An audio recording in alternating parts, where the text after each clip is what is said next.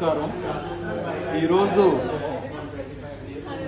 మన విస్తృత వేదిక అయినటువంటి వ్యవసాయ కార్మికులు సంఘర్ష్ మోర్చా సమావేశం ఢిల్లీలో జరిగింది. ఈ సమావేశంలో వి రామ్జీ అమలుకు రూపొందించిన డ్రాఫ్ట్ రూల్స్ మీద చర్చించాము. అలాగే ఈ 5 నెలల పాటు అమలవుతున్నటువంటి ఉపాధి హామీ గురించి కూడా చర్చించడం జరిగింది.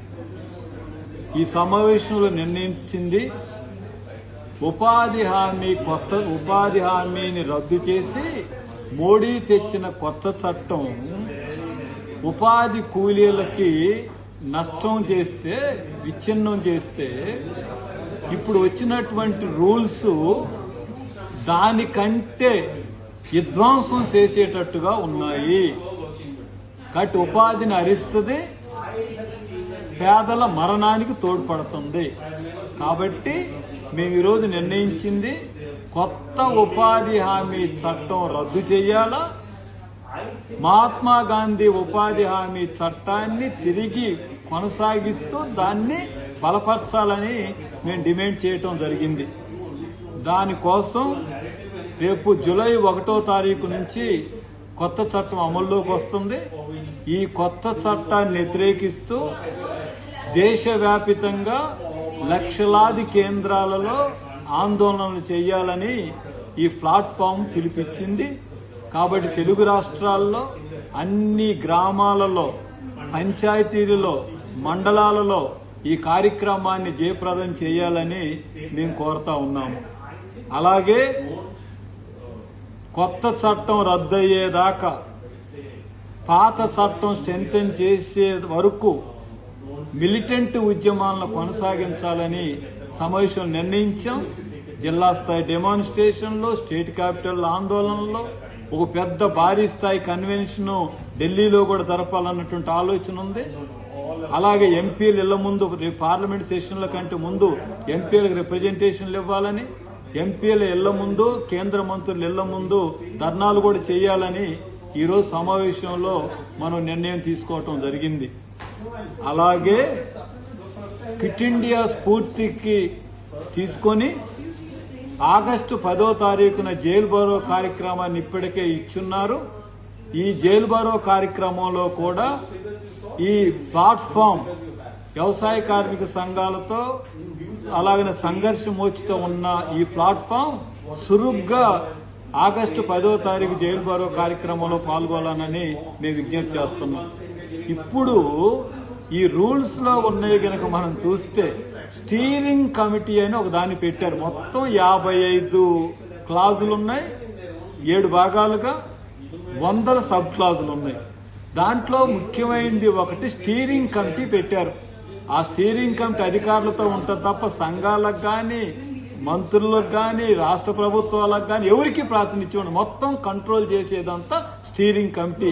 ఎవరికి ఎంత డబ్బులు ఇవ్వాలా, ఎట్లా ఉండాలా అంటే ఏంటి స్టీరింగ్ కమిటీ అని అంటే ఇది ప్రధానమంత్రిగా అంటే పార్లమెంటుని ధిక్కరిస్తుంది, రాజ్యాంగాన్ని ధిక్కరిస్తుంది. ఎక్కడ లేనన్న అధికారాలు దీనికి కట్టబెట్టారంటే ఇది పార్లమెంట్ ప్రైమ్ మినిస్టర్ ఆఫీస్ నుంచి నియంత్రించడమే కాకుండా నాగపూర్లో ఉన్నటువంటి RSS డైరెక్షన్స్ అన్నిటినీ ఈ స్టీరింగ్ కమిటీ తీసుకొని అమలు జరిపిద్ది. అలాగనే ఒక కౌన్సిల్ అని పెట్టారు. ఈ కౌన్సిల్ ఎంత అన్యాయంగా ఉందంటే కేంద్ర మంత్రి గారు దానికి నాయకుడు ఉంటారంట, సంఘాలు కూడా కొంతమంది నాన్ అఫీషియల్స్ ఉంటారు, కానీ ఎవరు ఉంటారో స్పష్టంగా లేదు. దాంట్లో కూడా మంత్రులు ఉంటారు, రాష్ట్ర మంత్రులు. డబ్బులు కేంద్ర ప్రభుత్వం మేము ఇంత కేటాయిస్తాము, అదనమైన ఖర్చు జరిగితే మాకు సంబంధం లేదు, రాష్ట్రాలే భరించాలి. నిరుద్యోగ భృతి గురించి బాగా చెప్తున్నారు కదా, ఆ నిరుద్యోగ భృతికి అయ్యే ఖర్చు అంతా రాష్ట్ర ప్రభుత్వాలు భరించాలి తప్ప కేంద్రం భరించదు. మరి పవన్ కళ్యాణ్ గారు ఏం సమాధానం చెప్తారు?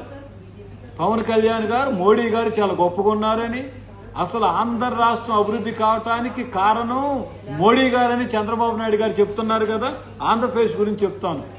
ఇప్పుడు 95,000 కోట్ల కేంద్ర బడ్జెట్ లో ఆంధ్రప్రదేశ్కి 7,707 కోట్లు కేటాయిస్తుంది కేంద్ర ప్రభుత్వం.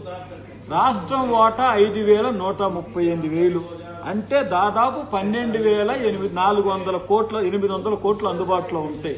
మీరు చెప్పినట్టు ఇప్పుడు ఉపాధి పనుల్లో పాల్గొంటున్న యాక్టివ్ కూలీలకి ఈ డబ్బు ఖర్చు పెడితే అంత డబ్బంతా కూడా వేస్ట్ సేకరించి మళ్ళీ మెటీరియల్ తీసేయండి, కూలీలకే ఇస్తే 71 రోజు పనులు వస్తాయి. ఖర్చు పెడితే మరి 125 రోజులేంటి? 125 రోజులు ఆంధ్రప్రదేశ్లో ఇవ్వాలంటే అదనంగా 9,900 కోట్లు, ఇప్పుడిచ్చే 5,000 కోట్లు కాకుండా 9,900 కోట్లు పవన్ కళ్యాణ్ గారు చంద్రబాబు గారు కేటాయిస్తే తప్ప యాక్టివ్ కూలీల కంటే పనిచేసే వాళ్ళకి మీరు 125 రోజులు ఇవ్వాలి. మీరు ఇస్తారా? 10,000 కోట్ల రూపాయలు పవన్ గారు చంద్రబాబు నాయుడు గారు ఉపాధి హామీకి అదనంగా ఇస్తారా? ఇప్పుడిచ్చే 5,000 కోట్లు రాష్ట్ర వాటా కాకుండా. అలాగే తెలంగాణ కేంద్ర ప్రభుత్వం 3,825 కోట్లు ఇస్తుంది. రాష్ట్ర ప్రభుత్వం యొక్క వాటాగా 2,550 ఉండాలా, అంటే 6,376 కోట్లు1 ఇయర్ లో సిద్ధంగా ఉంటాయి. దాంతో ఎన్ని పని దినాలు ఇవ్వగలుగుతారు? 62 పని దినాలు ఇవ్వగలుగుతారు. మరి 125 పని దినాలు ఇవ్వాలంటే ఎంత కావాలో? 6,443 కోట్లు అదనంగా, అంటే ఇప్పుడు ఇచ్చే 2,000 కోట్లు కాకుండా అదనంగా 6,400 ఇవ్వగలుగుతుందా తెలంగాణ ప్రభుత్వం? అంటే ఆంధ్రప్రదేశ్ తెలంగాణ 2 రాష్ట్రాలు కలిపే 16,000 కోట్ల రూపాయలు ఇప్పుడు ఇచ్చేటటువంటి రాష్ట్ర వాటాకి ఇచ్చే 8,000 కోట్లు కాకుండా 16,000 కోట్లు, అంటే మొత్తంగా 24,000 కోట్ల రూపాయలు రెండు తెలుగు రాష్ట్ర ప్రభుత్వాలు ఖర్చు పెడితే అప్పుడు 125 రోజులు ఇప్పుడు జాబ్ కార్డు ఉన్న అందరికీ కాదు, పనిచేసే అందరికీ, ఇప్పుడు పనిచేస్తున్న అందరికీ 115 రోజులు 110 రోజులు ఇవ్వగలుగుతారు. అన్ఎంప్లాయ్మెంట్ కేంద్రం పైసా ఇవ్వదు, మీరు ఇస్తారా? అలాగనే మరి పవన్ కళ్యాణ్ గారు చార్జ్ చెప్తున్నారు కదా, ఏమిటి? మంచి ఆన్లైన్ వచ్చింది, అవినీతిని అరికడతాం. మరి కాకినాడలో వర్క్ స్పాట్ లో ఇంటర్నెట్ యాక్సెస్ లేక ఆధార్ కోసం రోడ్డు మీదకి వచ్చి నిలబడితే ట్రక్కు జనం మీద నుంచి పోతే 4 చనిపోయారు, ఒక హాస్పిటల్ లో 5 చనిపోయారు. మరి పవన్ కళ్యాణ్ గారు చంద్రబాబు నాయుడు గారు ఆ కుటుంబాలను పరామర్శించారా? చనిపోవటం కాదు, ఇది పవన్ గారు చంద్రబాబు గారు మోడీ గారు హత్య చేశారు కూలీలని. సో కాబట్టి 2 పూట్ల ఆదరొద్దు, అలాగే ఆధార్ బేస్డ్ పేమెంట్ ఉండకూడదు, పే సేవలు ఉండకూడదు, ఇవన్నిటి మీద. సో కాబట్టి కొత్త చట్టం ఉపాధిని హరిస్తుంది, ఇది ఉపాధిని కల్పించేది కాదు. గ్రామీణ ప్రాంతాల్లో ఉన్న నూతన ధనిక వర్గాన్ని సంతృప్తిపరచడానికి 60 రోజులు నిషేధం. 60 రోజులు నిషేధం ఎట్లా పెడతారు మీరు? ఏ క్రైటీరియాతో పెడతారు? సో కాబట్టి మేము కొత్త చట్టాన్ని పూర్తిగా వ్యతిరేకిస్తున్నాం, రూల్స్ ని వ్యతిరేకిస్తా ఉన్నాము. అవన్నీ కేంద్ర ప్రభుత్వానికి మేము అందజేస్తాం.